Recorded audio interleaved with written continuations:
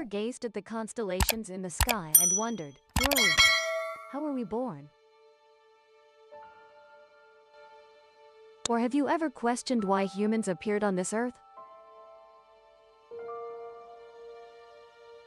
Throughout their long history, humanity has continuously sought answers to this. Until now, Darwin's extremely famous theory of evolution has been deeply ingrained in most of our minds. This theory posits that all living organisms, including humans, were created through the evolutionary process of ancient microorganisms. However, is this credible? Is there another way to explain the presence of humans and other species on this earth? Origin of humanity.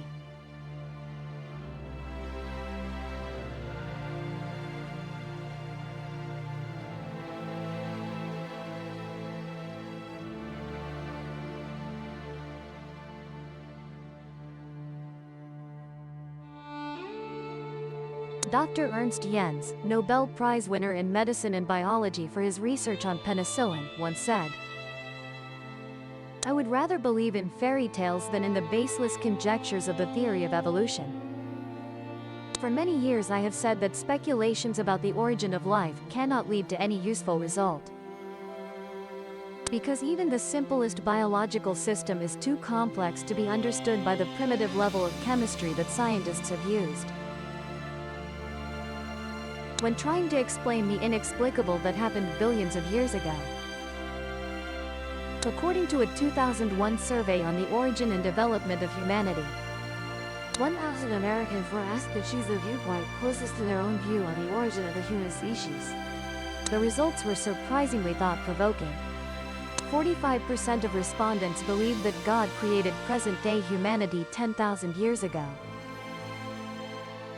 37% of respondents believed that humans were formed long ago, through millions of years of evolution. However, this evolutionary process was guided by God. Only 12% of respondents believed that we humans are entirely the product of natural evolution, as Darwin once stated. Meanwhile, 6% of Americans had no opinion or any inclination regarding the origin of humanity. Thus, even our greatest scientists do not believe that we are the product of natural evolution. And the majority of people also believe that the emergence of humans at least involved the intervention of God or deities. Indeed, when considering our own origin, we humans are experiencing a crisis of faith. Modern science and famous scientific theories cannot fully explain the formation of human civilization. To understand where human origins come from, let's look back at the ancient history of humanity, in the mythical stories passed down from generation to generation. Because within them are stories that can guide us back to our roots. And perhaps we will realize that we have a much nobler origin than the ape species.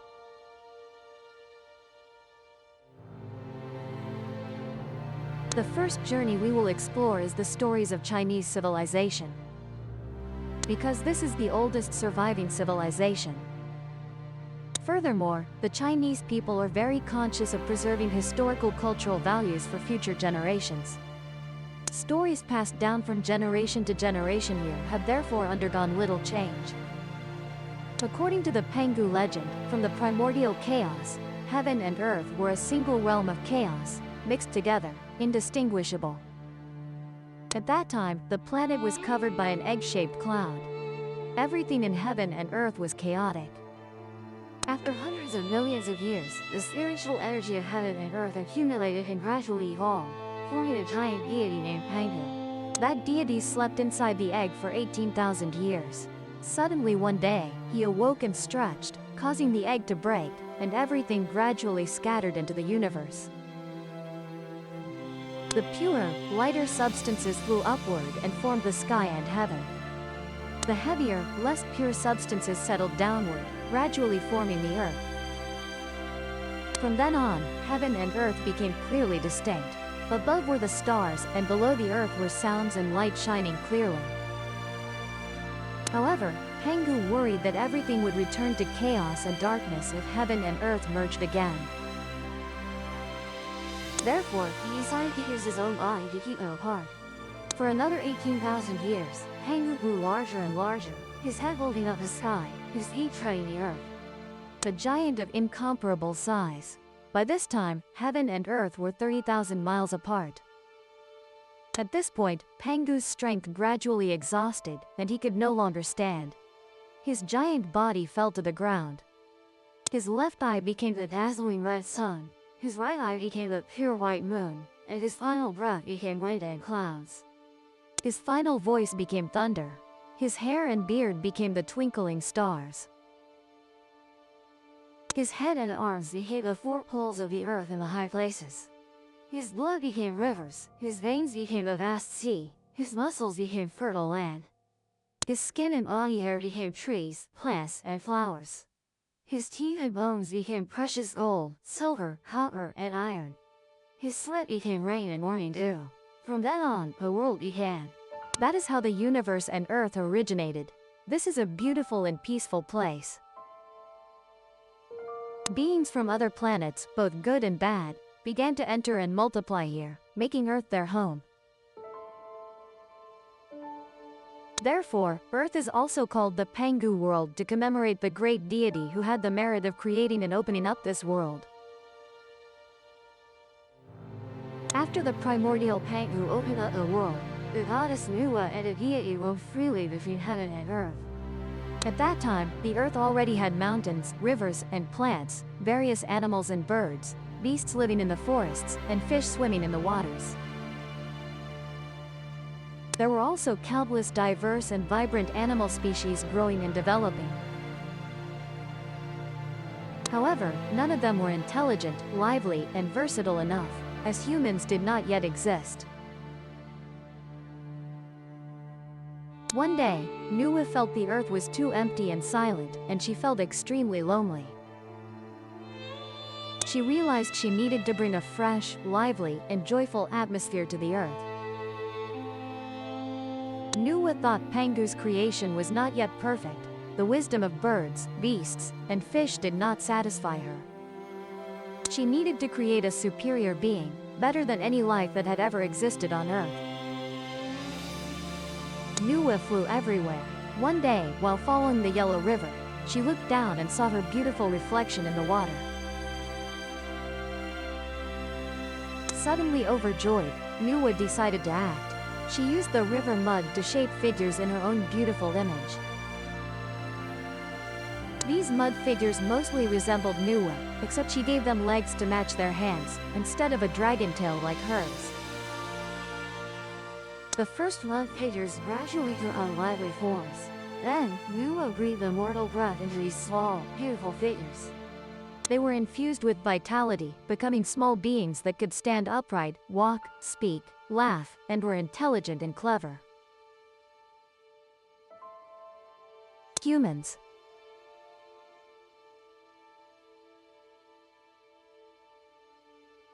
Next, Nuwa infused yang energy into some, making them men, and yin energy into the rest, making them women. The men and women danced around Nuwa, celebrating the goddess who gave them form and life. Dancing and rejoicing made the earth suddenly vibrant, full of life and joy. Nuwa wanted humans to spread across the earth, but she was tired and slower than before. So, Nuwa devised a quicker way to distribute humans to all lands. She took a rope, dipped it in mud from a lake, and when the end was coated, she swung it, scattering mud everywhere. The mud clumps turned into small people. Thus, Nuwa created humans and spread them across the earth. Although she had created humans, Nuwa wanted to ensure they could live well. Humans would eventually die. If some died and had to be remade, it would be troublesome. Therefore, Nuwa thought of pairing men and women together. They would bear children, take on the duty of raising them, and create future generations. From then on, humans gradually multiplied and increased. The story of Nuwa creating humans from mud may seem unbelievable from a modern perspective. But we should not dismiss it as mere fiction. Let's ponder a bit based on what we know about modern physics.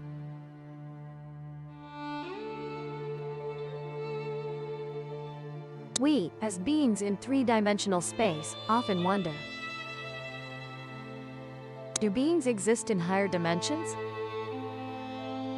With today's human technology, we cannot confirm or deny this.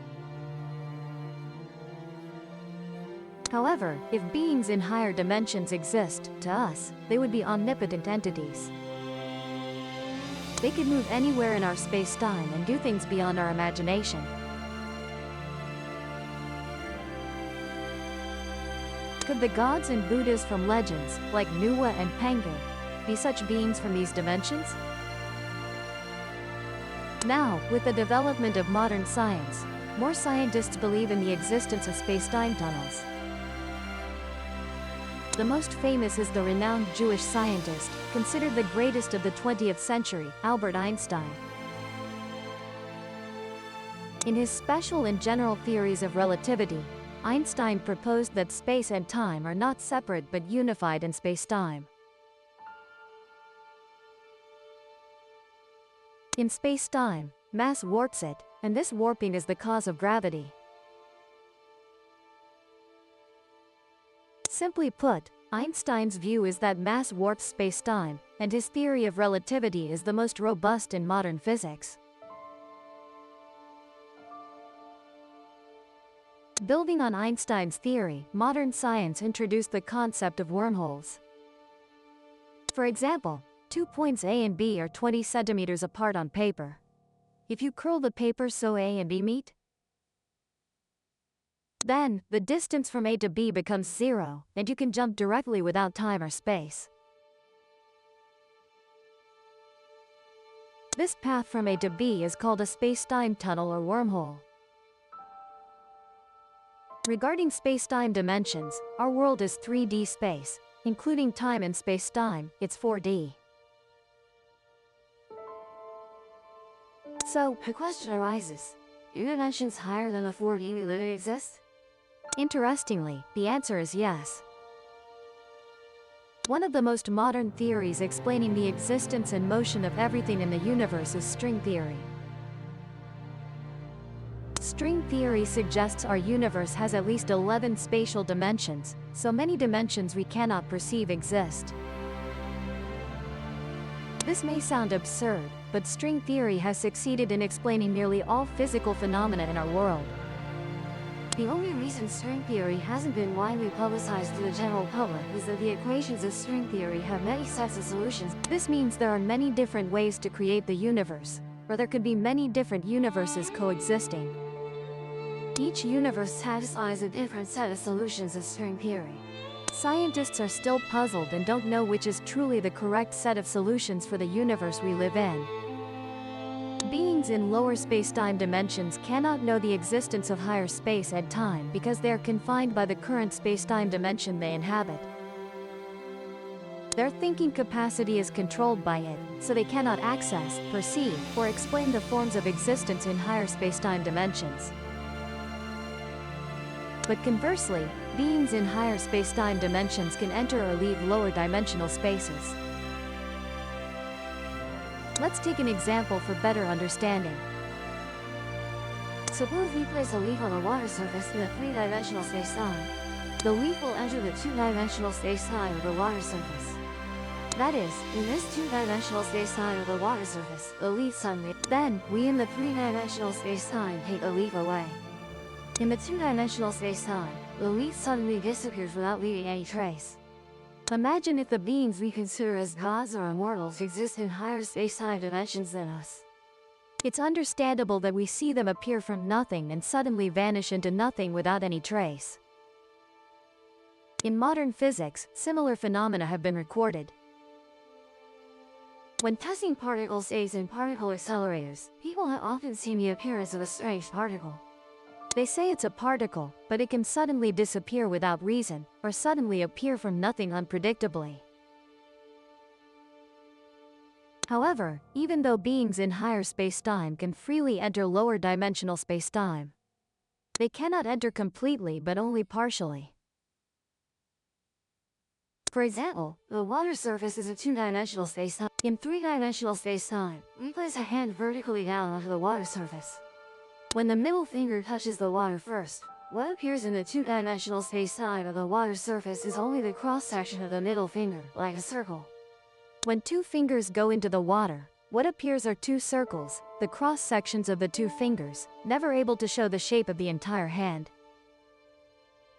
When we explain the appearance of the hand to beings in the two-dimensional spacetime, they cannot understand it and will not accept it. Because such concepts cannot be established in their thoughts and perceptions, as they lack one spatial dimension.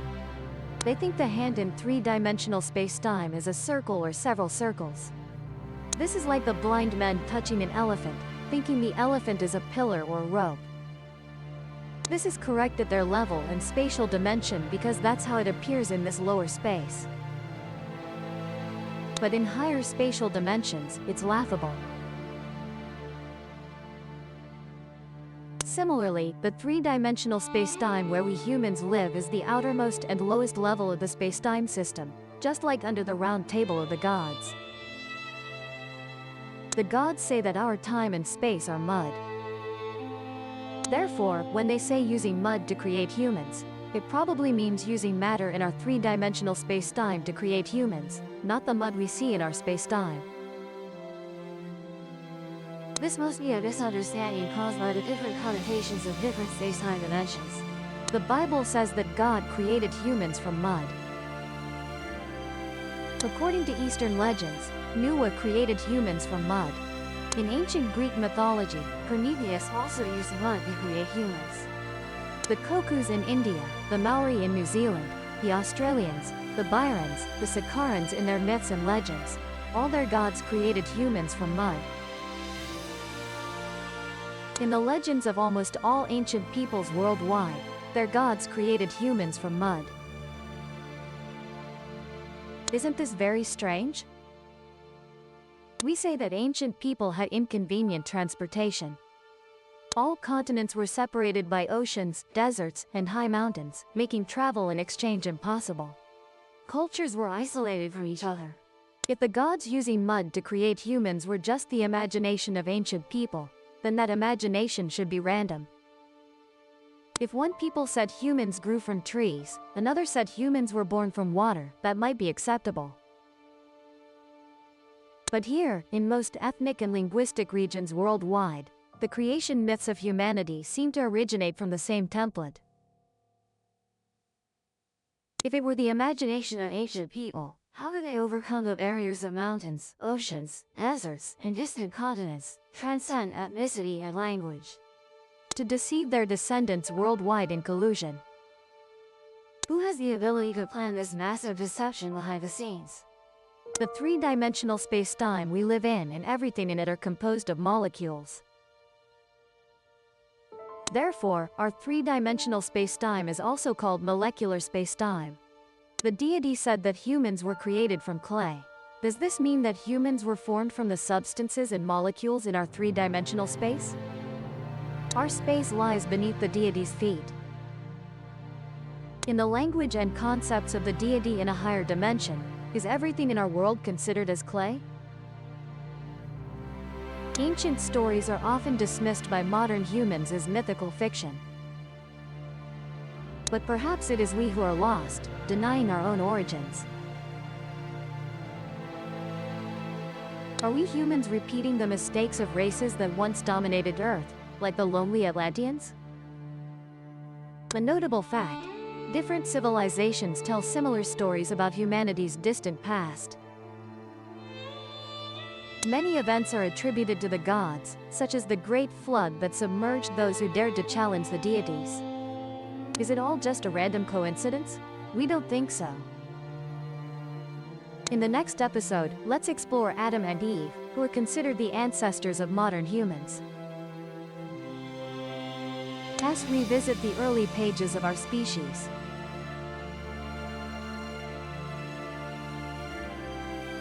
Please like, share, and subscribe to the Dark Truth Files channel so you don't miss the fascinating stories we share.